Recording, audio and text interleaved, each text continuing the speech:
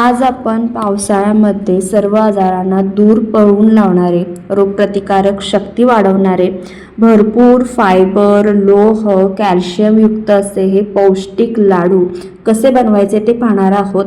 पाक न करता अतिशय सोप्या पद्धतीने हे लाडू बनवणार आहोत. त्यामुळे सहज कोणीही बनवू शकतात आणि अगदी इन्स्टंट एनर्जी देणारे असे हे लाडू आहेत. पटकन रेसिपीला सुरुवात करूयात. तर त्यासाठी इथे मी 2 वाटी सुकं खोबरं घेतलेलं आहे. सुकं खोबरं कट करून घेतलेलं आहे, तुम्ही किसून घेऊ शकता. तर आता आपल्याला लाल कलर येईपर्यंत, म्हणजे कलर थोडा चेंज होईपर्यंत हे चांगलं असं भाजून घ्यायचं आहे. तर आता आपण हे भाजून घेऊयात. सुकं खोबरं इन्स्टंट एनर्जी देण्याचं काम करतं, पचनक्रिया सुधारण्याचं काम करतं. त्यामुळे अतिशय फायदेशीर असं हे सुकं खोबरं आहे. तुम्हाला माहिती आहे का की रोज एक तुकडा सुकं खोबरं खाल्ल्याने आपल्या रक्तातील हिमोग्लोबिनची पातळी वाढते, कारण त्यामध्ये लोह भरपूर प्रमाणात असतं. एवढंच नाही, यामध्ये लोह, जीवनसत्व, प्रथिने, कॅल्शियम भरपूर प्रमाणात असतं. त्यामुळे रोज एक तुकडा सुकं खोबरं खाल्ल्याने संसर्गजन्य आजारांपासून दूर राहतो आपण आणि त्वचेचा पोतही सुधारतो. आता हे चांगलं लालसर होईपर्यंत आपण भाजून घेतलेलं आहे. आता हे साईडला काढून घेऊयात. ह्याच्यापेक्षा जास्त लालसर होईपर्यंत भाजून घ्यायचं नाही. त्यानंतर आता 1 वाटी यामध्ये मखाणा घालायचा आहे. तो देखील आपल्याला छान कुरकुरीत होईपर्यंत भाजून घ्यायचा आहे. मखाण्यामध्ये भरपूर प्रमाणामध्ये फायबर असतं, त्यामुळे पचनक्रिया सुधारायला मदत करतं. त्याचप्रमाणे कॅल्शियमसुद्धा मखाण्यामध्ये भरपूर प्रमाणात आहे. हाडांचे मजबूतीसाठी सुद्धा हे फायदेशीर आहे. तसेच हा एक पौष्टिक स्नॅक आहे, त्यामुळे वजन कमी करण्यासाठी हा वापरला जातो आणि त्वचेसाठी सुद्धा खूपच फायदेशीर आहे. तर हे पहा, मस्त कुरकुरीत असे हे आपले भाजून झालेले आहेत. अशा पद्धतीने हाताने तुम्ही चेक करून पाहू शकता. आता हे आपल्याला मखाने साईडला काढून घ्यायचे आहेत. त्यानंतर यामध्ये 1 वाटी शेंगदाणे आपल्याला भाजून घ्यायचे आहेत. तर हे सुद्धा लो टू मिडियम गॅसवर चांगले कुरकुरीत होईपर्यंत भाजून घ्यायचे आहेत. जितकं तुम्ही व्यवस्थित सगळे जिन्नस भाजून घ्याल तितकं हे लाडू छान असे आपले टिकतील. शेंगदाण्यामध्ये अनेक प्रकारचे जीवनसत्व, vitamin E, fibre, phosphorus, magnesium भरपूर प्रमाणात असतं. त्यामुळे त्वचा निरोगी ठेवण्याचं काम करतं, स्मरणशक्ती वाढवण्याचं काम करतं. वजन कमी करण्यासाठी सुद्धा शेंगदाणे हे वापरले जातात. तर हे पहा, छान खरपूस असे आपले हे शेंगदाणे भाजून झालेले आहेत. आता आपण हे साईडला काढून घेऊयात. त्यानंतर तीळ 2 ते 3 मोठे चमचे घेतलेले आहेत. ते देखील छान असे भाजून घ्यायचे आहेत. तिळामध्ये भरपूर प्रमाणात कॅल्शियम असतं, त्यामुळे मुलांसाठी किंवा वयस्कर माणसे असतील त्यांच्यासाठी सुद्धा हे खूपच फायदेशीर आहे. इवन सगळ्यांसाठी सुद्धा हे खूपच फायदेशीर आहे. आता हे सुद्धा तीळ आपल्याला छान चटाचटा उडेपर्यंत भाजून घ्यायचे आहेत. हे पहा, छान असे आता हे उडत आहेत आणि आपले भाजून झालेले आहेत, फुललेले आहेत तीळ. साईडला काढून घेऊयात. त्यानंतर इथे मी 4 ते 5 चमचे तूप घेतलेलं आहे. तूप चांगलं असं गरम करून घ्यायचं. त्यानंतर पाववाटी डिंक घेतलेला आहे. डिंक आता हा छान असा तळून घेते. डिंकामध्ये भरपूर प्रमाणात फॉलिक ॲसिड आणि प्रथिने असतात, त्यामुळे रोगप्रतिकारक शक्ती वाढवण्याचं काम करतात, त्वचा निरोगी ठेवण्याचं काम करतात.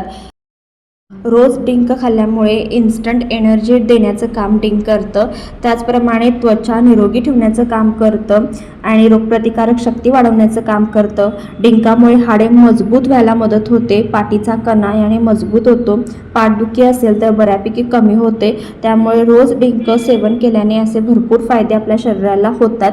तर 2 बॅचमध्ये हे मी डिंक छान असा तळून घेते. आता त्याच तुपामध्ये यामध्ये अर्धी वाटी मी खारीक घेतलेली आहे. ती सुद्धा छान अशी आपल्याला तळून घ्यायची आहे. तर खारकेमध्ये भरपूर प्रमाणात फायबर आणि कॅल्शियम असतं, त्यामुळे पचनक्रिया सुधारायला आणि हाडे मजबूत करायला खारकीमुळे मदत होते. त्याचप्रमाणे यामध्ये नैसर्गिकरित्या साखर असल्यामुळे आपल्या शरीराला लगेचच एनर्जी देण्याचं काम खारकीमुळे होतं. खारीक तळून झाल्यानंतर यामध्ये बदाम पाववाटी घालायचे आहेत. बदामामध्ये व्हिटॅमिन ई भरपूर प्रमाणात असते. बदामामुळे आपली स्मरणशक्ती वाढायला मदत होते. आता हे सुद्धा आपण छानपैकी तळून घ्यायचं आहे. हे पहा, बदाम छान असे फुललेले आहेत. तर आता हे साईडला आपण काढून घेऊयात. तुम्हाला हवे ते तुमच्या आवडीचे ड्रायफ्रूट्स यामध्ये तुम्ही घालू शकता। आता थोडंसं तूप शिल्लक राहिलेलं आहे, यामध्येच 1 वाटी गूळ घालायचा आहे। गुळामध्ये भरपूर प्रमाणात लोह, पोटॅशियम, मॅग्नेशियम, कॅल्शियम हे तत्व भरपूर प्रमाणात असतात, त्यामुळे आरोग्यासाठी अतिशय फायदेशीर असा हा गूळ आहे। गुळामुळे पचनक्रिया सुधारते, बद्धकोष्ठता किंवा ॲसिडिटी सारख्या समस्या कमी होतात, त्याचप्रमाणे रोगप्रतिकारक शक्ती वाढवण्याचं काम करतं, शरीर डिटॉक्स करण्याचं काम करतं। यातील जे काही पोषक तत्वे आहेत त्यामुळे सांधेदुखी असेल किंवा हाडांच्या समस्यावर गुणकारी असं काम करतं। तर इथे आपल्याला पाक करायचा नाहीये। गूळ इथे तुम्ही पाहू शकता वितळलेला आहे, लगेचच साईडला काढून घ्यायचं आहे। सगळे जे जिन्नस आहेत ते एकत्र करून घ्यायचे आहेत।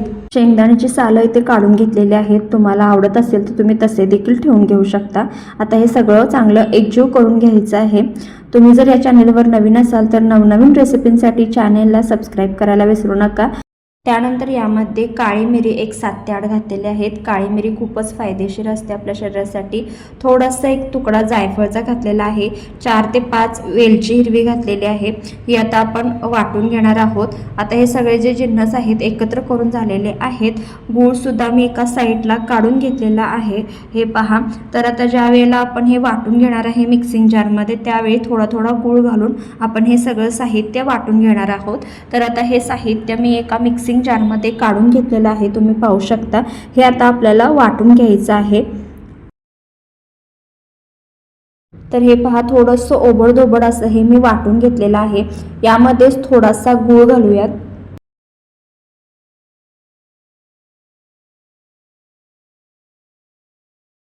आता हे सगळं आपल्याला वाटून घ्यायचं आहे। तर हे पहा, अशा पद्धतीने हे मी वाटून घेतलेलं आहे।